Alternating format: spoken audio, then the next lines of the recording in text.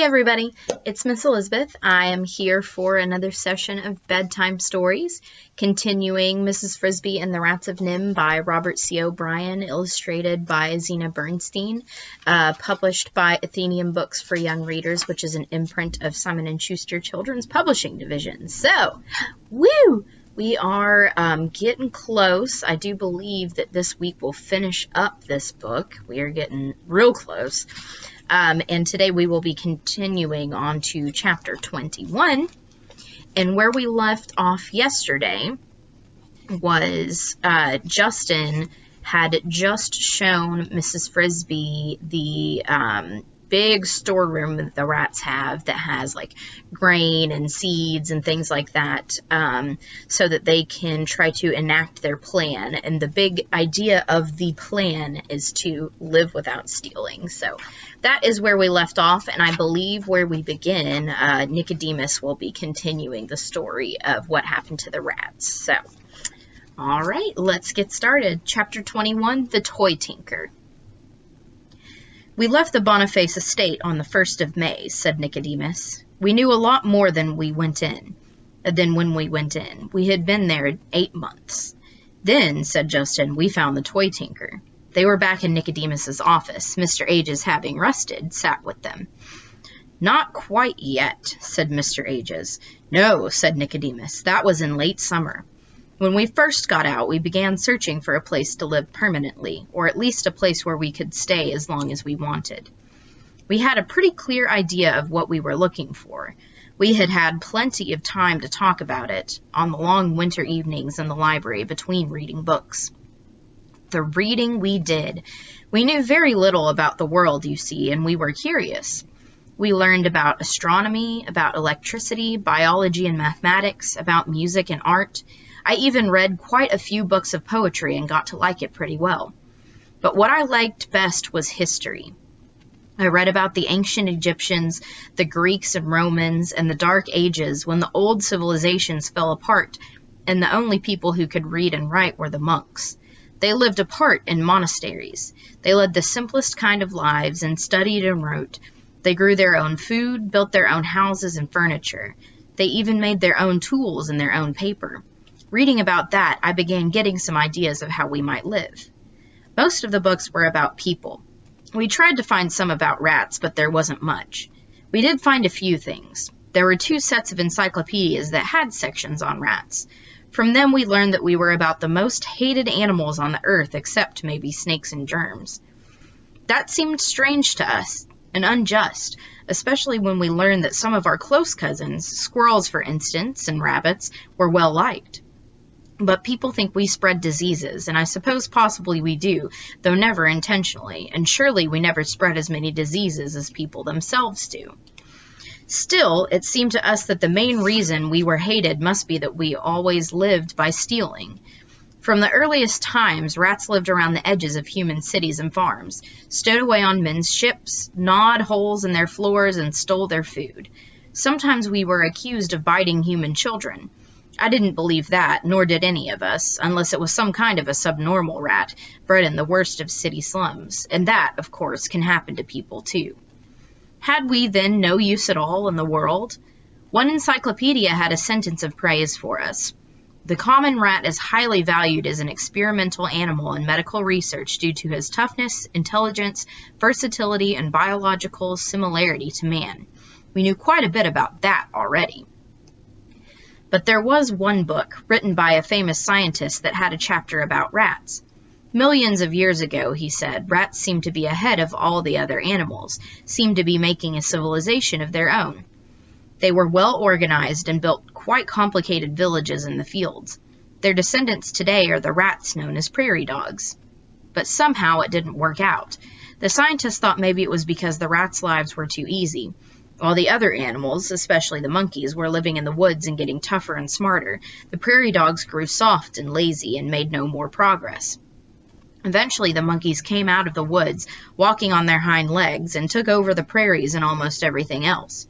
It was then that the rats were driven to become scavengers and thieves, living on the fringes of a world run by men. Still, it was interesting to us that for a while, at least, the rats had been ahead. We wondered, if they had stayed ahead, If they had gone on and developed a real civilization, what would it have been like? Would rats, too, have shed their tails and learned to walk erect? Would they have made tools? Probably, though we thought not so soon and not so many.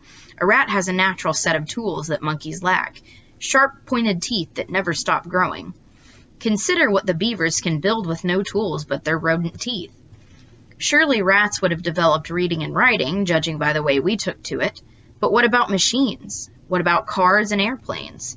Maybe not airplanes. After all, monkeys living in trees must have felt a need to fly, must have envied the birds around them. Rats may not have that instinct.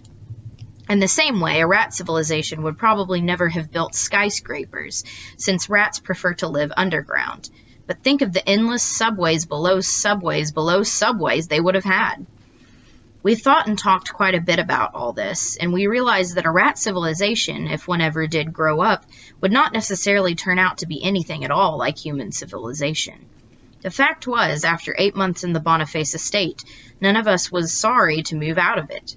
It had given us shelter, free food, and an education, but we were never really comfortable there. Everything in it was designed for animals who looked, moved, and thought differently from the way we did. Also, it was above ground, and that never felt quite natural to us.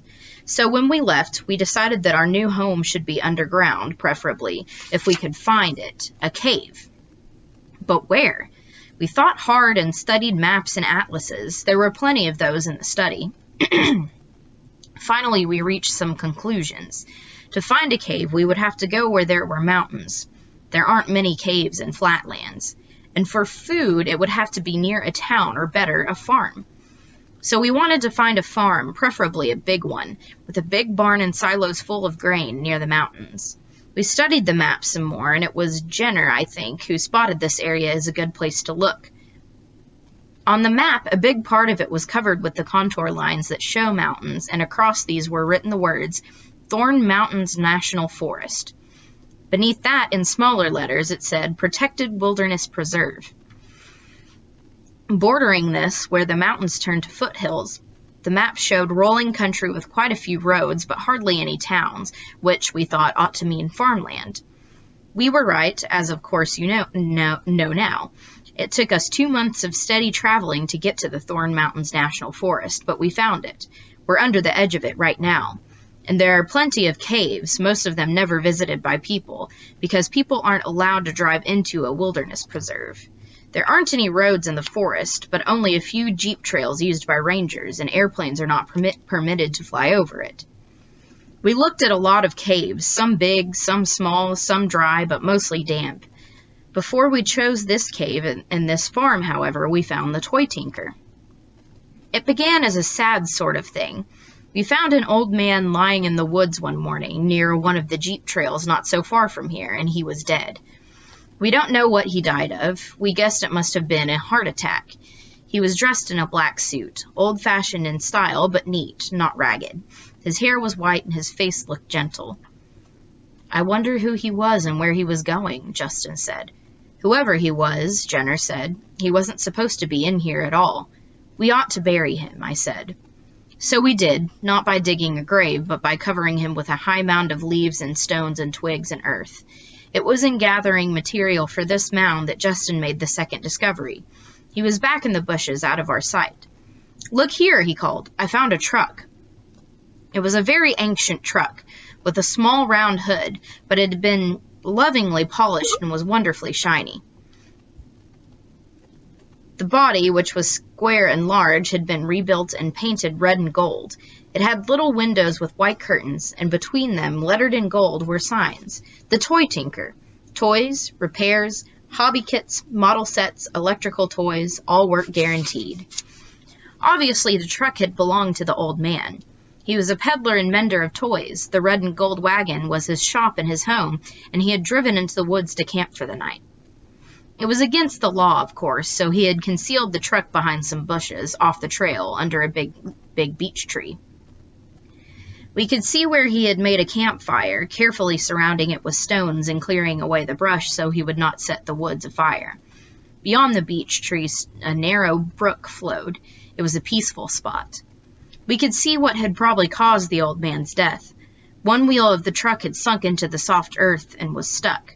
A shovel lay near it. He had been trying to dig it out. The work had been too hard for him, and he had started to go for help when he collapsed. This much we could figure out just by looking. Then somebody said, "Whose truck is it now?" "It belongs to his heirs," I said. "Whoever they are," said Jenner. "He may not even have any. He seems to have been alone." "Anyway," said someone else, "how would they ever find it?" "That's true," I said. "We don't know who he was, and if we did, we have no way of notifying anyone. So I suppose if we want it, the truck is ours. Why don't we see what's in it?" Chapter 22, Thorn Valley. "It might almost be easier to tell what wasn't in it," Nicodemus continued. "That truck was as roomy as a small bus, and the old man hadn't wasted a square foot of it. Not that it was cluttered. On the contrary, everything was neatly in place on its shelf or hook or in its cabinet. It took us a while to understand what a treasure we had found. The truck contained, as you might expect, a big stock of toys. It also contained the old man's simple living quarters, a cot, a lamp, a work table, a folding chair, a bucket for carrying water, a plate, pots, pans, and so on. There was a tiny refrigerator with food in it and some canned stuff, peas, beans, peaches, things like that. Most of the toys, we thought at first, we had no particular use for. There were toy automobiles and trucks, windmills and merry-go-rounds, airplanes, boats, and a lot of others, mostly run on batteries. It was entertaining to look at them, and some of them we even tried out. For a while, the floor looked like Christmas morning. We tired of that and explored farther into the truck. Up near the front, we found several large cardboard boxes, and when we opened them, we found that they were full of electric motors of assorted sizes, replacement engines for broken or worn-out toys. There were dozens of them, ranging from very small, no bigger than a spool of thread, up to some so heavy we could hardly move them. Then, next to these, we found the real treasure, the old man's tools. They were neatly arranged in shining rows inside a steel cabinet as big as a trunk. There were screwdrivers, saws, hammers, clamps, vices, wrenches, pliers. There were welding tools, soldering irons, and electric drills. And the beauty of it was, since they were designed for working on toys, they were nearly all miniature, easily small enough for us to handle. Yet they were themselves not toys. They were made of the finest tempered steel, like the tools of a watchmaker or a dentist. It was Arthur who said it first. "Do you realize what we've got here? We could open our own machine shop. With these tools and all these motors, we could make anything we wanted." "We could," said Jenner, "except you've forgotten one thing." "What's that?" "We have no electricity. The old man couldn't have run these tools off batteries. The small toy motors, yes, but not the real ones, not the power tools. He had to plug into house current to use those. See, there's his extension cord on the wall." There was a long coil of heavy black cable hanging from a hook on the wall. It had a plug on one end and a socket on the other. Now another rat spoke up, a rat named Sullivan. He was a great friend of Arthur's, and like him, had a particular interest in engines and electricity. "Maybe," he said, "we could plug into a house current too." "How?" I said. "Who'd let us?" "Do you remember that cave we looked at the other day, the one we decided was too close to the farmhouse?" That was the beginning of it. The end you have seen yourself. He was speaking of the cave you saw today. We all trooped back to it and examined it more carefully. It was too close, or at least closer than we had planned to live to a human habitation. But then we saw the huge rose bush near the tractor shed, where, with quite a lot of digging, we could put a concealed entrance. But most important, we noticed that there was an electric light in the tractor shed. Mr. Fitzgibbon had an underground power cable leading out from his house to the shed. We dug a tunnel to it, tapped it, and we had all the electricity we needed. Near it ran a water pipe. We tapped that too, and we had running water. Then, a few at a time, we moved the tools and the motors from the toy tinker's truck to the cave. We got nearly all of them before the truck disappeared. We went back one day and it was gone. Only the hole remained where its tire had been sunk. The forest rangers must have found it and hauled it away, but they never discovered or disturbed the mound where the old man lay buried. So we built ourselves the life you see around you. Our colony thrived and grew to 115. We taught our children to read and write. We had plenty to eat, running water, electricity, a fan to draw in fresh air, an elevator, a refrigerator. Deep underground, our home stayed warm in winter and cool in summer. It was a comfortable, almost a luxurious existence, and yet all was not well. After the first burst of energy, the moving in of the machines, the digging of tunnels and rooms, after that was done, a feeling of discontent settled upon us like some creeping disease. We were reluctant to admit it at first. We tried to ignore the feeling or to fight it off by building more things. Bigger rooms, fancier furniture, carpeted hallways, things we did not really need. I was reminded of a story I had read at the Boniface estate when I was looking for things written about rats. It was about a woman in a small town who bought a vacuum cleaner. Her name was Mrs. Jones, and up until then, she, like all of her neighbors, had kept her house spotlessly clean by using a broom and a mop. But the vacuum cleaner did it faster and better, and soon Mrs. Jones was the envy of all the other housewives in town, so they bought vacuum cleaners too. The vacuum cleaner business was so brisk, in fact, that the company that made them opened a branch factory in the town. The factory used a lot of electricity, of course, and so did the women with their vacuum cleaners, so the local electric power company had to put up a big new plant to keep them all running. In its furnaces, the power plant burned coal, and out of its chimneys black smoke poured day and night, blanketing the town with soot and making all the floors dirtier than ever. Still, by working twice as hard and twice as long, the women of the town were able to keep their floors almost as clean as they had been before Mrs. Jones ever bought a vacuum cleaner in the first place. The story was part of a book of essays, and the reason I had read it so eagerly was that it was called The Rat Race, which, I learned, means a race where, no matter how fast you run, you don't get anywhere. But there was nothing in the book about rats, and I felt bad about the title because I thought it wasn't a rat race at all. It was a people race, and no sensible rats would ever do anything so foolish. And yet here we were, rats getting caught up in something a lot like the people race, and for no good reason.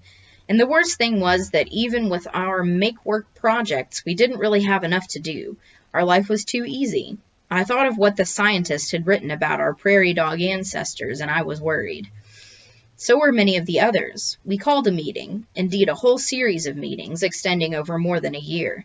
We talked and argued and considered, and we remembered our evenings in the library at the Boniface estate, when we had wondered what a rat civilization would be like.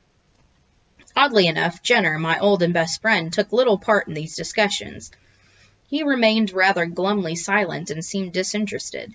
But most of the others felt as I did, and slowly some things became clear. We saw our problems, and we figured out as well as we could what to do about them. First, we realized that finding the toy tinker's truck, which had seemed like such an enormous stroke of luck, had in fact led us into the very trap we should have avoided. As a result, we were now stealing more than ever before, not only food, but electricity and water. Even the air we breathed was drawn in by a stolen fan, run by stolen current. It was this, of course, that made our life so easy that it seemed pointless. We did not have enough work to do because a thief's life is always based on somebody else's work. Second, there was always the fear in the back of all our minds that we might get caught. Or perhaps not caught. We took precautions against that, so much as found out. Mr. Fitzgibbon was surely aware that some of his crops were being removed, and as our group grew larger, we would have to take more and more. Already he had begun lining some of his grain bins with sheet metal. That didn't bother us particularly because we knew how to get the doors open. But suppose he should take to locking them. We could cut through the locks, of course, or even through the sheet metal walls. We have the tools for that. But it would be a dead giveaway. What would Mr. Fitzgibbon think about rats who could cut through metal? All these things were worried about and talked about and puzzled over, but we could not find any easy answer because there was none. There was, however, a hard answer. I began taking long walks into the forest. I had an idea in the back of my head. Sometimes I went alone, other times with some of the others. On one particular day I went with Jenner. I had not yet told him about my idea, nor did I on the morning we set out, but merely proposed a direction.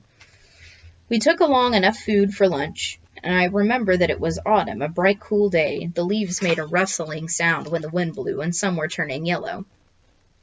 In my walks, I had been exploring the jeep trails, trying to find out where they went and where they didn't go, trying to find the wildest parts of the forest, places where not even the rangers ever went.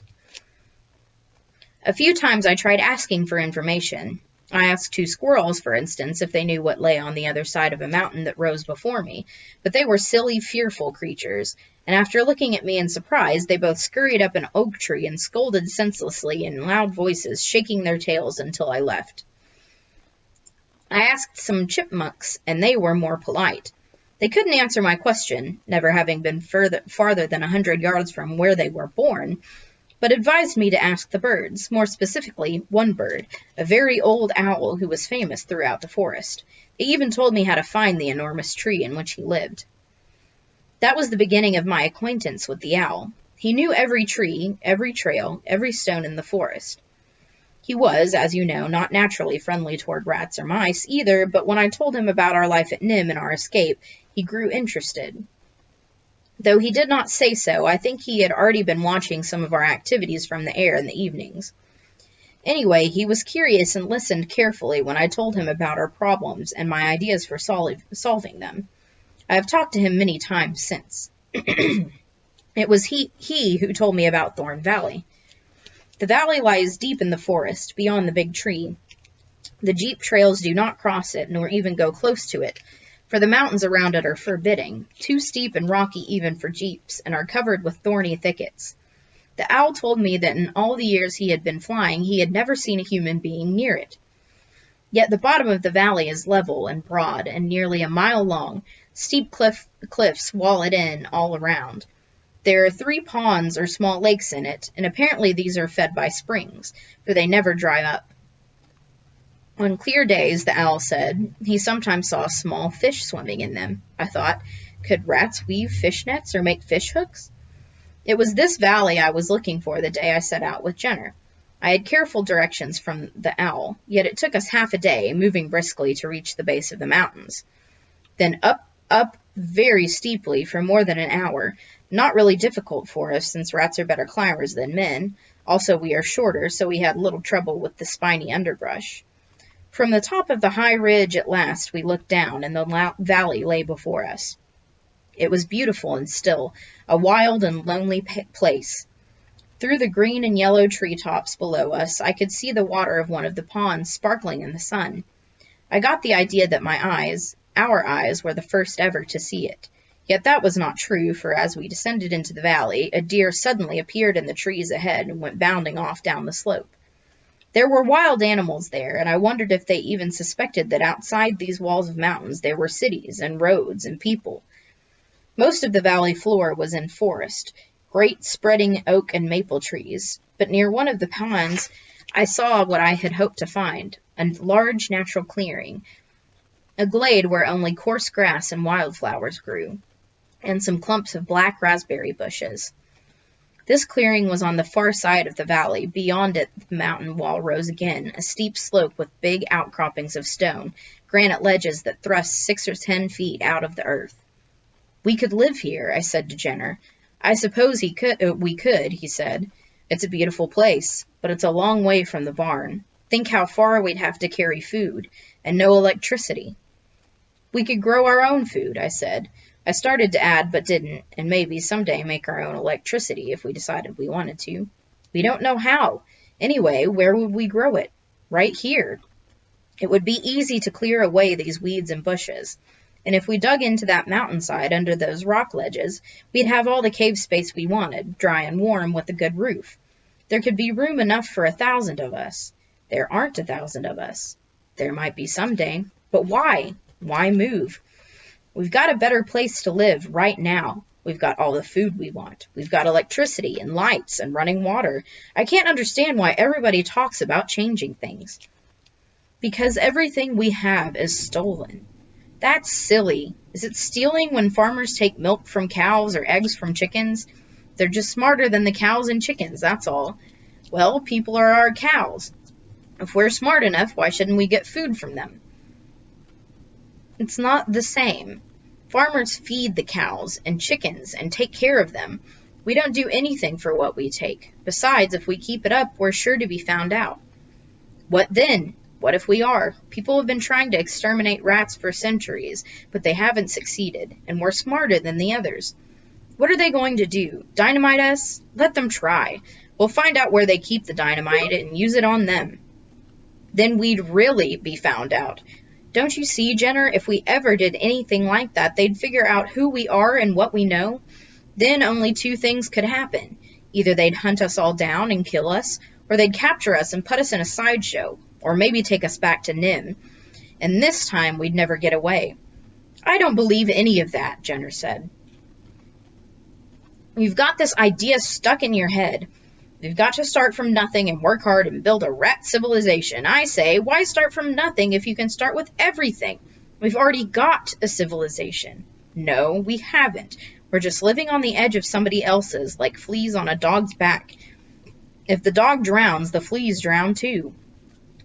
That was the beginning of an argument that never had a satisfactory ending. Jenner would not yield to my point of view, nor I to his. It wasn't that he was lazy and didn't want to work. He was just more cynical than the rest of us. Stealing did not bother him, and he was a pessimist. He never believed that we could really make it on our own. Maybe he was right, but I and most of the others felt that we must at least try. If we fail, well, then I suppose we must come back here or find some other farm, or eventually forget all we learned and go back to stealing garbage. So we began working out the plan. It has been a long time coming. 3 years ago this spring we started watching Mr. Fitzgibbon to learn what he did and how he did it, to bring food out of the earth. We collected books and magazines on farming. We discovered early that in order to stop stealing, we would, for a while, have to steal more than ever. We've laid up a 2-year food supply so that even if we don't succeed in growing a good crop the first year, we won't go hungry. We've got 2/3 of it moved to Thorn Valley already, and we've dug a dry cave to store it in, under one of the big rocks. We've got seeds, we have our plows, we've cleared and cultivated part of the land near the pond, and in a few days we'll begin our first planting. We've even dug some irrigation ditches in case there's a drought. We have a schedule worked out, sort of a countdown, and by early June we will be out of this cave and out of Mr. Fitzgibbon's barn, I hope, forever. All right, so that was the end of chapter 22. We have now learned of the entirety of the rat's plan, which is pretty cool, and I think tomorrow we will get to see more about the moving of Mrs. Frisby's house and all that. I'm pretty sure that's what's coming up next, so that'll be good. I hope you guys are still enjoying this. We are getting really close to the end. See how much here? Not much at all. So, yep, we've got a few more nights, and then I have another book that I want to read you guys, but I'm not going to tell you yet. It's still a secret. So, yeah, that's it for tonight, and I will catch you guys tomorrow for 2 more chapters, all right? Whoop, sorry about the camera shaking. Okay, good night.